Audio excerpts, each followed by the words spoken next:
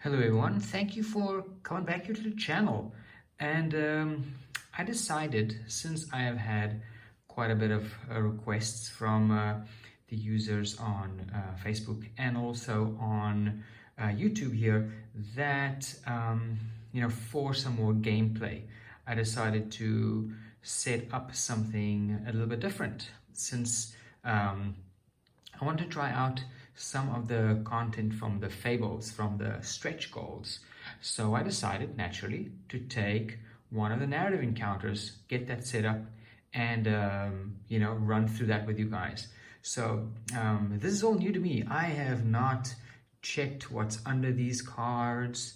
Well, I may have peeked just to make sure I have everything ready in case I need to go and grab it. But for the most part, everything that'll happen here will be new to me, and you guys will see me explore and discover and read some of the encounters and read some of the story that happens as it happens. I've not seen it.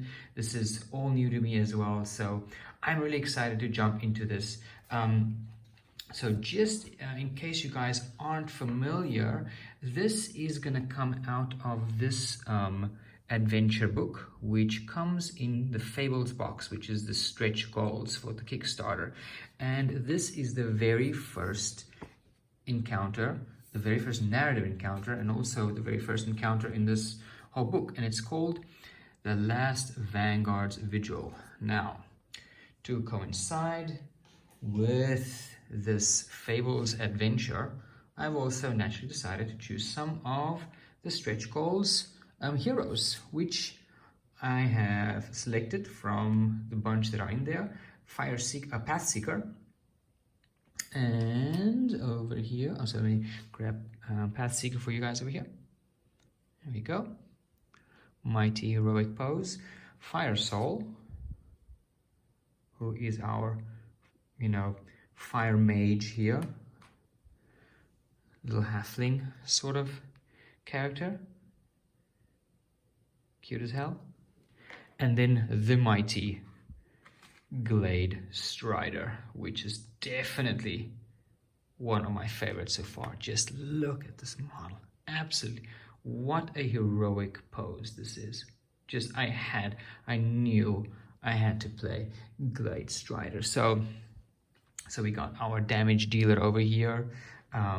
We got our mage, and we got our sort of ranged hero in the back here. So Glade Strider is going to have to do a lot of the tanking, but Glade Strider is also good with moving around. So I am not sure if this is the best party composition, but it's definitely three of the more interesting heroes in this group. And it was really hard to decide. I was gonna choose Demon Blade here, but I have a different idea for a video for her. But for now, we got Path Seeker, Fire Soul, and Glade Strider. Path Seeker in the front there, then we got Fire Soul in the middle, and Path Seeker, and we are ready to embark on this journey. I hope you guys are ready with me. So I think what we can quickly do is, actually I'm not even going to go through the attack abilities. I will explain them as I use them the first time, and so we can get into this game as quickly as possible. Now, one thing you guys will notice is, where's the board? I decided, since this game or this narrative encounter is not reliant on the borders or us to reach a specific point on the map, on the board itself, I decided I want to try and play without it. It also saves a bit of space. I can have these player boards set up in front of me and just have everything set up there. My fate tokens are over here, and I have my healing potions over there. I'm not going to be using the firewood tokens, because it's pretty short, one-shot little encounter, and I'm also not going to be using the toolkits, because you use that to explore and do explore actions, and in this narrative encounter there are no explore actions. So, or there are no exploring new tiles. And so you will not be using these to draw or to open up secret passageways. It's not an option in these narrative encounters. There's a preset dungeon, a layout, which I have taken from the book over here. And with the entrance style over here, and that's where we start. The only thing I changed was, instead of making this a short hallway, I chose a bit of a longer hallway here at the back of this first door here. So, but everything else is set up. I have these cards, which are the narrative cards that they asked me to set up here. You can see LAS1, LAS2, and so forth. And what's going to happen? I have no idea. I just know we start here, and that's all I know. So let us go and get this started. The last Vanguard's Vigil. A chill passes through your body, leaving you shuddering at the unwelcome feeling. You couldn't quite say where it came from. Maybe the cold. Now you're so far from the sun.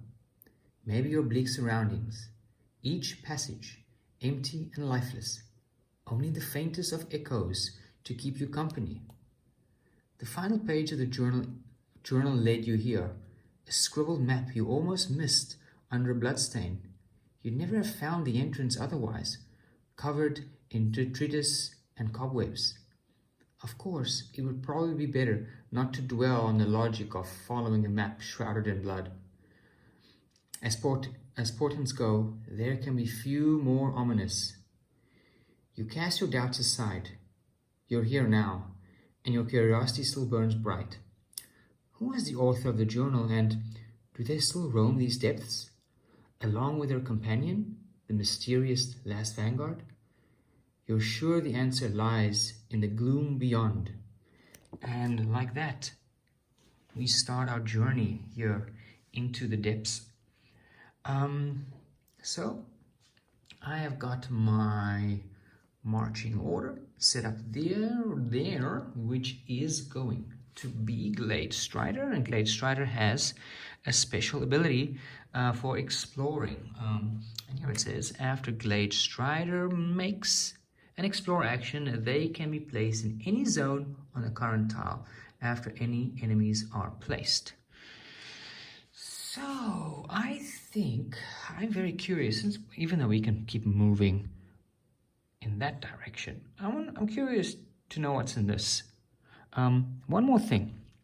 There's no echo token. We won't be doing an event roll in this mode, so it's kind of a stripped down, very narrative focused adventure we're doing. So Glade Strider is gonna hop in here. Oh, sorry, just to knock that box almost off the table. And we're gonna grab this card here. Empty chamber. The door creaks open on rusty hinges to reveal a plain but mercifully empty room. Read narrative entry K002. So let me grab the book over here and find that for us. All right. So I'm going to try and avoid more spoilers and just bring this part into view here. The chamber isn't much to look at. Dust covers every surface, including the floor. Little clouds exploding with your every footstep. It's doubtful you'll find much here to help you on your current quest, but that doesn't mean that you shouldn't look around anyways. After a short search, your efforts are rewarded. A closed chest awaits in one corner, locked with a heavy padlock. After a cursory glance around for traps, you smash the butt of your weapon onto the lock twice, in quick succession. To no avail. A third and a fourth strike only succeed in making your arms ache. On the fifth, you trip and fall into a large urn, knocking it over. Oh my gosh. The resounding noise echoes through the chamber and out the door. As silence slowly reclaims the world and your pulse quietens to normal, you return your attention to the chest. It's open at last, but also completely empty. Cursing your ill fortune, you stand, hoping to shuffle of footsteps at the edge of earshot, hoping the shuffle of footsteps at the edge of your earshot is only your imagination. Do you want to keep searching or leave this room? You're faced with a choice. If you want to keep searching, read narrative entry K010. If you want to leave, read narrative entry K114. Ooh, K014. Ooh, that's a tough one. What to do? Keep searching or read 14? Well, there's some sounds. I am curious. Since the first chamber we are looking into, let's go see what's in there. I'm curious enough to go see. Narrative entry K010. Let's see what we got. You keep up the search, sure that something must be waiting for under the grime. Unfortunately, your choice to keep searching doesn't bear fruit, and as you hear the door creak behind you, has only served to attract attentions of a pair of zombie brigands. Place 2 zombie brigands on the tile's center space. Alright, I'd gone ahead and set up these 2 zombie brigands, and here we go. If you guys want to have a quick look at their stat cards here, and just so happens that Glade Strider is still going to go first. And after I shuffle this, Glade Strider is going to go first, followed by the Zombie Brigands, Fire Soul, and Path Seeker. This card is I can just place that over here because that's going to happen. I'm going to reveal that once we get to that hallway over there. Okay, so we got our first bit of combat. It looks like our searching of this chamber has stirred the undead, and we are waylaid by zombie brigands. Glade Strider, okay. Glade Strider is... so Glade Strider does a specific thing where when it explores, it can be placed in any tile or any zone. So Glade Strider is going to move to the back here as part of his explore action, to sort of make space for the other heroes to hop in there if they need to. And he is going to use Cavalry Clash. So let's see. What I like about this action is, so I chose to upgrade this one to its 2nd level as one of my starting upgrades. And this one says Glade Strider can interrupt a move action to make his attack, then continue their move action. So Glade Strider is going to ride by, slash the zombies with his Kopesh here, and hopefully get a kill. They are not very strong. So let's go, and we are rolling to see if we can beat a 10. What do we get? Ooh, and that is a 13, and his damage die is a D8 over here where my thumb is. So I'm rolling a D8 for damage, and hopefully getting a 3 or more.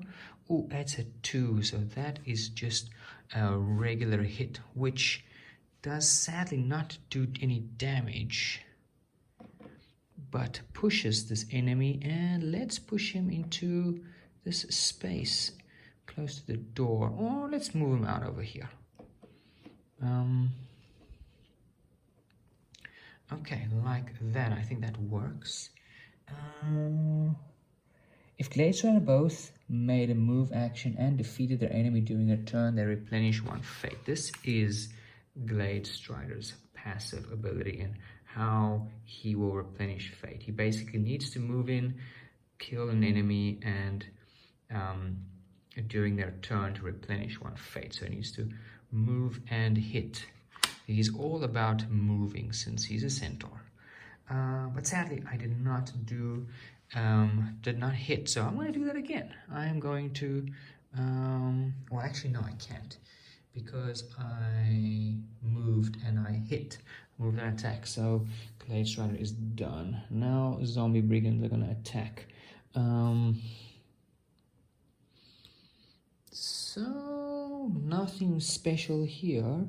However, they are going to follow this attack pattern card, which I need to grab from here. I did not set this up earlier, but here they have the ferocious AI card, which means they are going to attack the hero in the same zone, if not charge a hero in an unengaged zone, which is going to be right here. Okay, so they're not, let me see, are we in the same space here? Yeah, actually we are. These guys are right there. So these zombie brigands, the zombie brigand is already in the same area as Glade Strider. So Glade Strider is going to defend, and hopefully he can roll a 10. No, I rolled a 6, so he's going to get 1 hit. I forgot to set up these cards, so this is 1 damage, 1 wound to Glade Strider. Alright, that was this one zombie brigand. Second zombie brigand is going to move in here. Glade Strider is going to defend. And a 10, thank goodness. So defended. That's the end of the zombie brigand. Let's get Fire Soul in here. Fire Soul has a range of 2 on her card. She has a range of 2 and rolls a 1d6 damage die. And her passive fate abilities: if Fire Soul inflicts fire damage on an enemy with an attack, replenish 1 fate. And that is what I'm gonna do. I can stand right here and pepper these guys through the doorway. And I am going to use my, let's start with Ember. I need to do a critical to do a hit on them.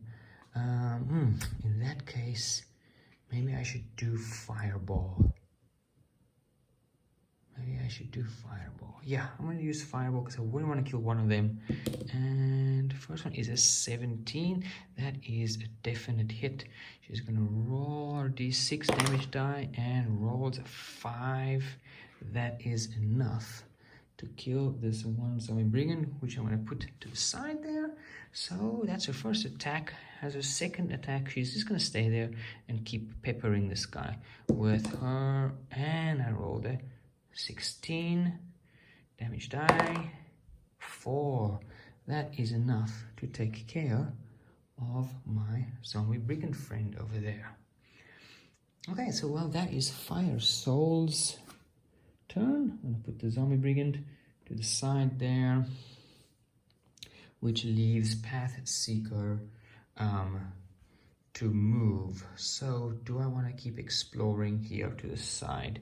I guess Fire Soul is here to keep peppering these guys if she needs to give my friend Path Seeker some backup. So I think I am going to move in here, and his explore ability is Hunter Spray. If Path Seeker makes an explore action, their first attack in the following round has empowered attack and damage rolls. That's really, really great. That means it's a advantage roll. I roll 2 for empowering, and when I empower, I roll 2 dice and pick the highest, but also not just for hitting.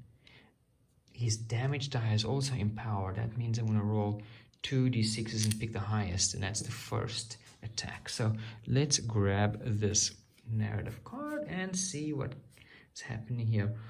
Haunted corridor. I notice kind of a theme here. 3 hobgoblins lie unmoving on the ground, their bodies painted red by ugly wounds. Read narrative entry K024. Ugh, I do not like the sound of that. Let's go grab our book here and page to K024 without revealing any other spoilers here. I mean, I guess if you really, really wanted to read, you could. Okay. These creatures feel out of place compared to what else you've seen. They're definitely recently deceased. Although their bodies certainly aren't warm anymore, they're not tainted by dust either. Thanks to the dust, the goblin's own boots kicked up. You can't see any indication of who or what killed them, not even a trail of footsteps. Judging by the way their bodies have fallen though, you'd guess they were running towards you. This does not sound good. You carefully tiptoe past, ever vigilant for traps. When you see a sparkle from the corner of your eye, it looks like one of the goblins is holding a gem. You're faced with a choice. If you want to keep moving and ignore it, read narrative entry K036. If you want to investigate, read narrative entry K050. I would say Path Seeker seems like the curious type, and he'd most likely want to investigate. So we're going to go to K050. I mean, what else what could happen? What could honestly happen that's bad? I guess we'll find out. You reach down and deftly pry the creature's fingers apart to discover a small emerald, which you quickly pocket to examine later. Once you're not standing next to the dead body, you're about to return to your quest when you see the movement has made a scroll move out of the hobgoblin's jerkin. In spite of your better judgment, you pick it up and start reading. It looks like a page torn from the same journal you saw before. I fear that I am dying. The wounds I received from fighting the ghouls above fester, and no matter my attempts, continue to bleed through my bandages. My head grows light and my vision dim. I remain thankful that the last Vanguard is with me still, and thanks to my faithful companion's effort, the ghouls are no more. Of little comfort to me as I write this, but at least those that follow my footsteps won't share my fate. And no, the rest of the parchment is torn below that line. Surer than ever, you're on the right trail. You rejoin the others, keen to keep moving. Place LAS2 card in this hero's inventory, then place each hero on this tile. Ooh, okay, cool. And just like that, Gladestrider and Firesoul have joined Path Seeker here in the hallway, where they had found the next piece of the parchment of this letter. This person, whoever it is, who was, moving with the last Vanguard. A character who I guess we'll find out more about, but the story is definitely a bit more intriguing now. So, as Path Seeker only done one action, I'm going to let him continue moving. And he's going to move into this room here. That'll be his full movement. So he's moved 1, 2, and then stopped. And then 1, 2, which brings us to our next narrative encounter, our next encounter card. Ooh, here we go. Undead ambush. Undead creatures stagger through the gloom. Okay, we gotta do a little setup here. Place 3 timer tokens on this card. At the end of each round, discard a token. If there are no tokens, place 3 undead brigands on the previous tiles. I forgot what that's called. Then discard this card. Oh, so we gotta kill these guys real quick. I'm gonna go ahead and set this up. All right, I've gone ahead and set up our ambush here, and it's not great, guys. It's not great. We got our zombie brigands back here, but these guys are the real challenge. We have rotting brutes, so they don't have a flip side. Some of the regular brutes have a flip side. Once you kill them, they get flipped. However, these ones have some nasty abilities here. Swarm of flies. If this enemy suffers a wound, heroes in the same zone make target number 9 defense action roll. If they fail, they suffer a push. So it's kind of, these guys are nasty because their attacks have 1 range. So they basically make this huge sweeping attack in a circle. And it attacks everyone in range, and it also, your defense is at a disadvantage, which sucks. So I'm gonna try and I'm gonna have to take care of these guys really quickly. And sadly, my shuffle for our marching order for our initiative was not great, and so they're gonna attack first.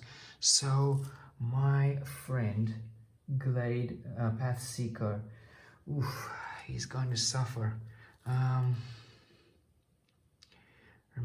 trying to remember what his thing is. If Pathseeker makes explore action, the first attack in the following round has empowered an attack.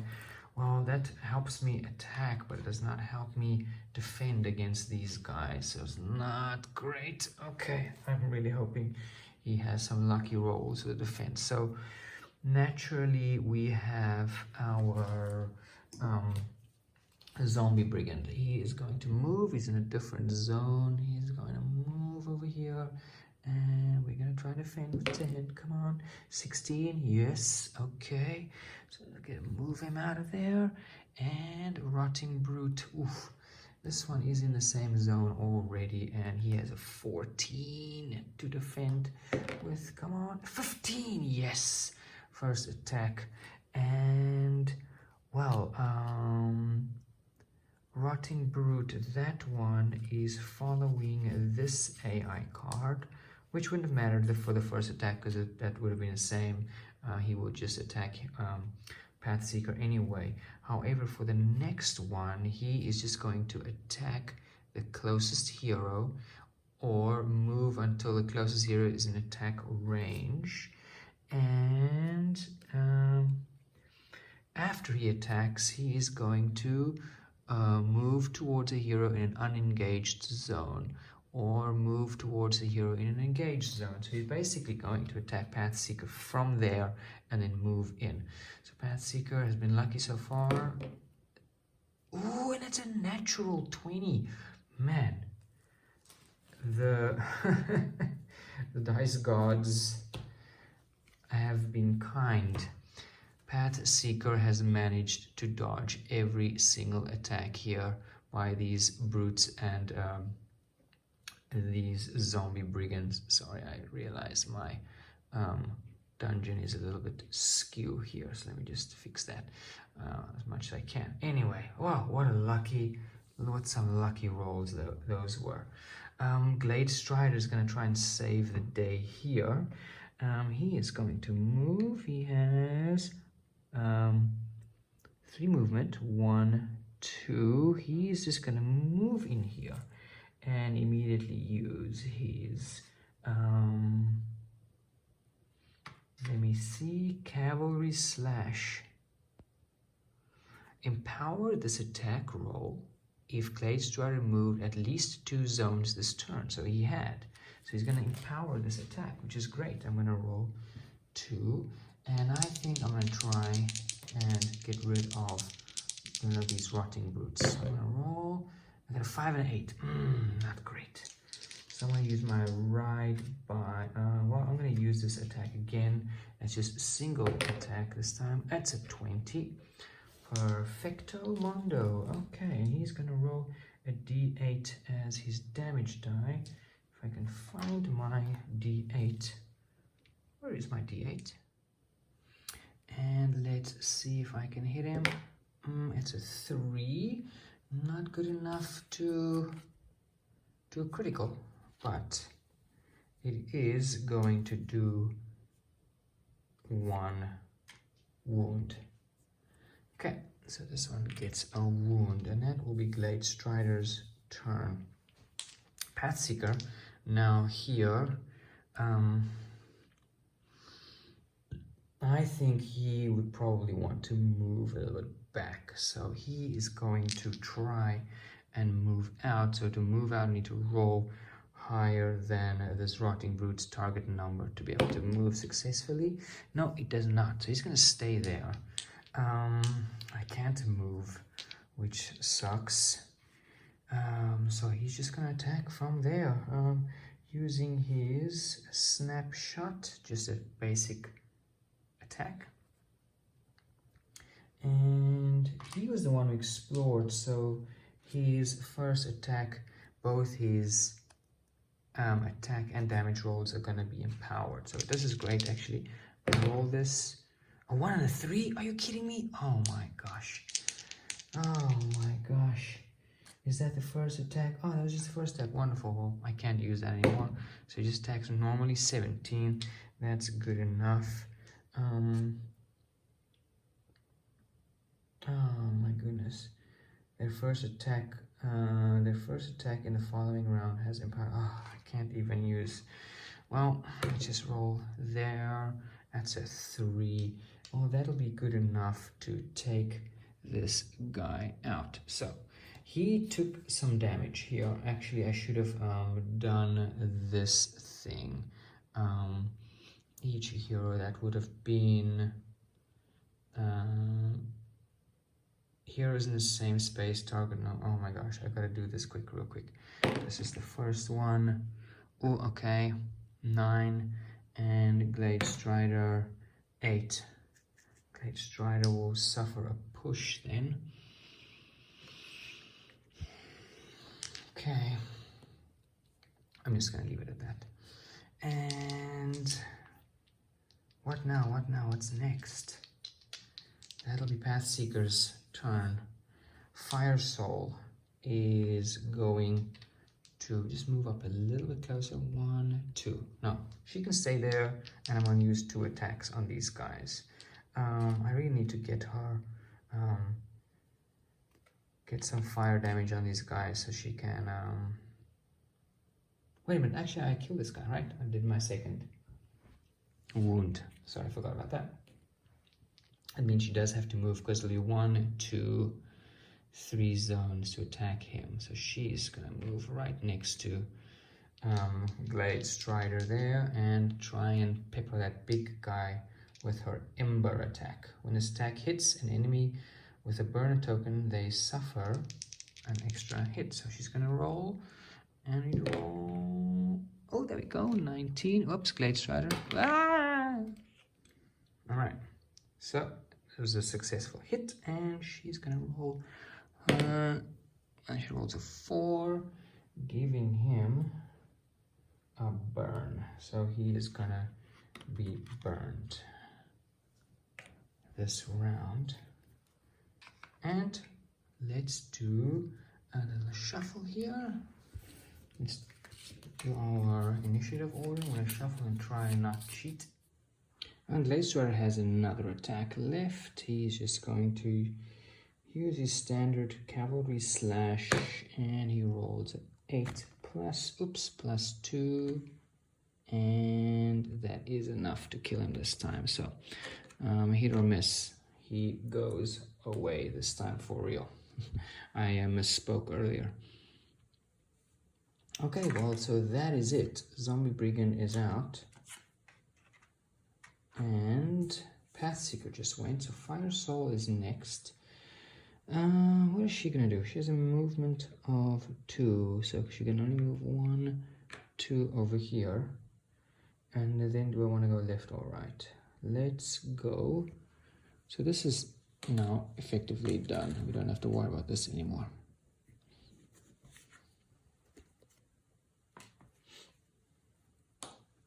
And let's just straighten this out a little bit.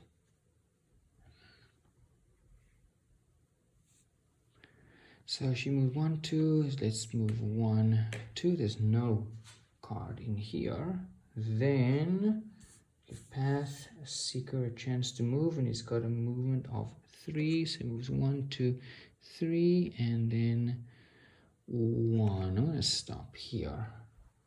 Next round, well, basically I can just reset this.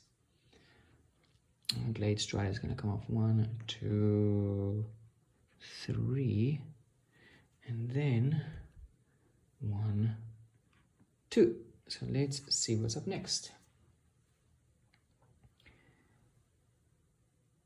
Fealty rewarded.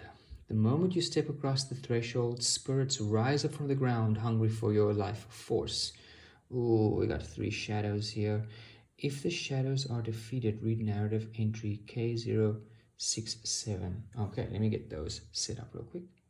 Alright, so we got our 3 shadows set up here, and this is what the shadows stat card looks like. It's got a target number of 10, and this one has some special abilities here. Ghostly Talons. Heroes cannot add defense modifiers to their defense roll when attacked by this enemy.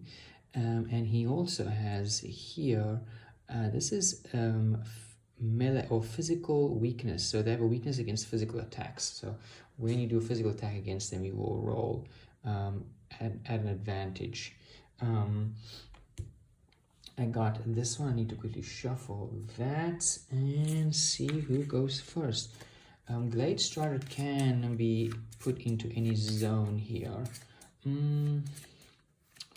Do I want him? Yeah, I think I will actually move him just out of the doorway here, out of the zones of the enemy. And I'll need to grab their AI cards here for a second. Okay, this is how it's going. Okay, and let me grab their AI cards. They use Ferocious, followed by Cautious. So these are the two ones. They're going to always do Ferocious first, and then they're going to do these ones. So I'm going to keep these close by. I guess I can put them over here. So they're sort of in view. All right. Okay, so Glade Strider actually goes first here, and what am I gonna do with him? I'm gonna do a ride by. Well, no, I'm just going to move in here actually. So move in here and attack for an 18. Actually, I could roll twice. Well, okay, maybe it's good I rolled twice, 1 and 18. And he rolls a d8 for his damage, and I need to get a 3 to get a critical. That's an 8, so he is gonna get wiped away. Sorry, Shadow Friend. That was a move and an attack, and well, you can see here I've not really spent any of my fate. I've not really used any abilities that use fate, to be totally honest. Most of my abilities here do not use. I really only have one, which is Pathseeker's Caltrops that use fate. All the other abilities do not. Didn't actually realize that when I selected the characters, so we haven't even touched these fate tokens yet, which I guess is fine. Okay, so that was Glade Strider. He moved and attacked. Now it's the Shadows, and they are going to use Ferocious first, attack here in the same zone, or charge a hero in an unengaged zone. So this one is gonna charge over here. Glade Strider needs to defend and rolls a natural 20, so nothing happens to him, and their movement is 3, so they can make it, well, Pathseeker and Glade Strider are both in the same distance from him. 1, 2, 1, 2. But since Glade Strider is first initiative order, he's going to attack him too. So he defends at 12. That is good enough to defend. So sorry, Shadows. Fire Soul is 1. Well, she will need to move in here. Let's move her in here. And that's her first action. Second action is using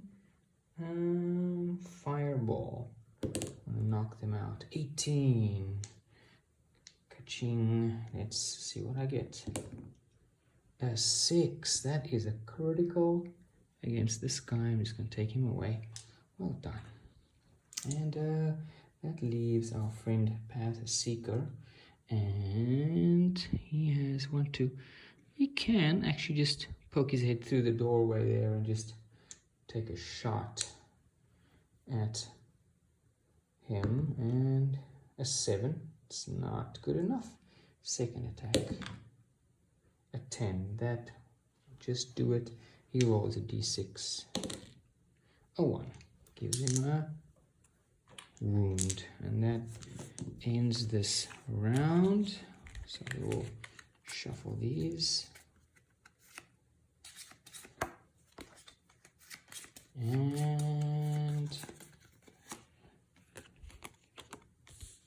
doesn't feel fair.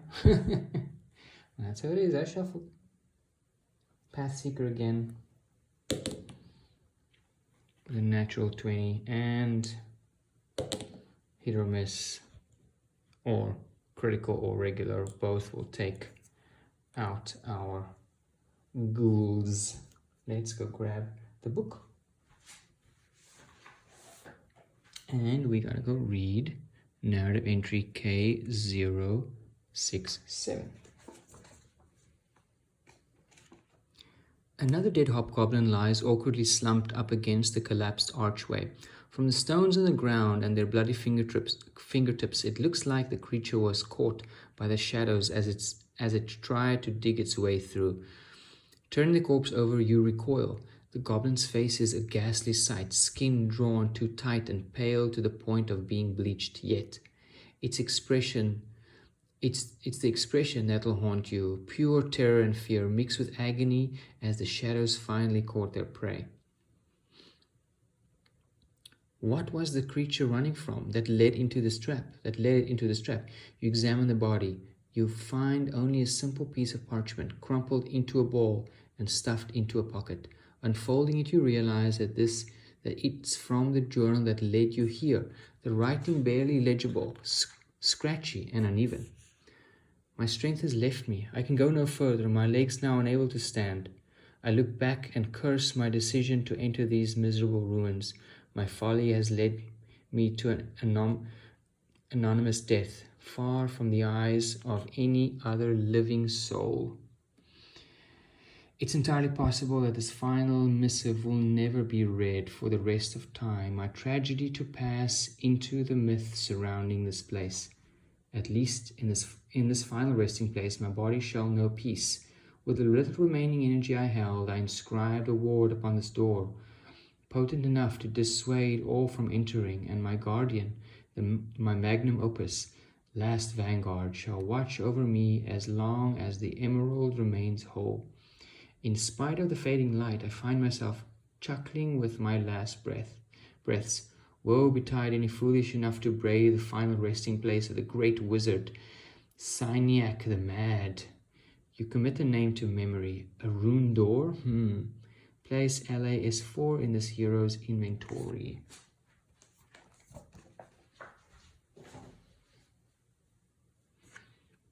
Okay, that was Glade Strider who got that. And we continue. Alright, so it is time for another card. Protective Ward. A door awaits around the corner, several glowing green runes inscribed upon its surface. An ominous feeling hangs in the air. Are you sure you want to enter? If a hero on this tile spent an action to open the door, they make a target number. This is a wisdom action roll. If they fail, suffer a heart. Suffer a wound. Hero, okay. So someone can open it up, but there's a protective ward on it. Okay, so let's leave this over here. Let's get Fire Soul close to here. She's gonna move 1, 2, and 1, 2, followed, and then we can ready these. Pathseeker will go 1, 2, 3, and he has 3 movements. So yeah, 1, 2, 3. Glade Strider. I'm just gonna move up to the door here. So let's say this door is closed right now, right? So he moved his first action, so let's do an explore action. So he needs to make a target number TN. What's it, 9? Or what was that number? 10. And he has a bonus to wisdom, so I do get a little bit of a bonus. And we get a 14. Easy squeezy. And the door opens. Okay, got that done. That will be his end. Fire Soul is gonna bring up the rear here. 1, 2, and 1. Well, actually, sorry, he needed to move inside here before Fire Soul can move. So let's see, what does this last card reveal? What is it gonna be, guys? Let's see. Last Vanguard. A skeletal corpse lies in the middle of the chamber, a heavy suit of armor laid strangely next to it, almost as though it cradles the corpse. Read narrative entry K005. The moment you step into the chamber, a strange wind seems to unsettle the armor, rattling through each joint and making it creak. Suddenly the armor lurches to its feet, animated, as though a figure stood within. Your eyes are immediately drawn to a huge sword lifted by an invisible hand. Its edge still looks wickedly sharp, and bloodstains on the metal attest to that. It looks like this is how the hobgoblins met their end. If a hero has card LAS2 in their inventory, read narrative entry K057. We do. Okay. If none of the heroes have this card, read narrative entry K031. So we gotta go to K057. Let's go grab that. 57. The animated suit of armor begins to stride forward, but pauses for a moment, as though unsure of something. If the hero has LAS4 in its inventory, read narrative text entry K074. And we do indeed have this card. So actually, our intuitions were totally right. So let's go find 074. The last Vanguard shall watch over me as long as the emerald remains whole. You remember the journal's words and quickly fish the emerald out of your pocket. Noting how the last Vanguard seems to follow your hand, raising it high above your head, you hurl the gemstone at the flagstones below with all of your strength, relieved when you see the stone shatter. The chamber is lit as shards of gemstone and the armor begin to glow the same green as the runes you saw outside, steadily growing brighter until you are forced to shield your eyes and look away. Then a blinding flash and darkness claims dominion once more.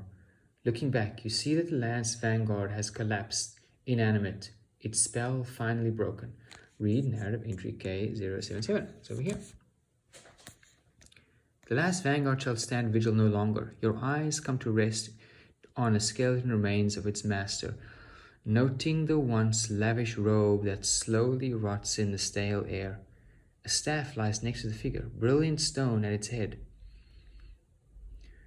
Reverently, you pick it up and offer a prayer for the great wizard. Their fate may be an ominous one for the moment, but upon your return to the world above, you'll be sure to tell a tale of how you found them in the depths and hopefully give their soul peace at last. Retrieve card LAS7, progress to chapter 10. LAS7, let me go grab that for a second. Alright, so here's what we got, LAS7. Syniac's staff, a grandiose staff, capable of summoning the last Vanguard to attack your foes, albeit dangerous magic that only lasts for a moment. Choose either the card with the highest initiative or lowest initiative. One model from each card on the marching order between the chosen card and the hero's card suffers a wound, then discard this card. So this is a consumable once-off item. Interesting. So this you've got to take into the campaign with you, and it says to progress to chapter 10, which will bring us back to not this Fables adventure book, but to the Core Games adventure book. But yeah, that'll be something for another night. I hope you guys enjoyed that little bit of a short narrative encounter, the first one from this Fables box. Really interesting. I actually enjoyed that. I apologize if that was a bit messy, me bumping things around. Again, I'm definitely not professional when it comes to videography and setups and so on. I have a phone and some lights and whatever, and that's pretty much what I use to record and do this, so but I felt like I had to owed it to you guys to put out a little bit more gameplay here. So that was quite interesting. I really actually enjoyed that, and I'm quite interested to see what the other narrative encounters bring, and also what else is in this giant tome of adventures that comes in the Fables stretch goals box. So I was sort of hoping that I would see some of these big bad guys in the Fables box, like this glorious fellow over here.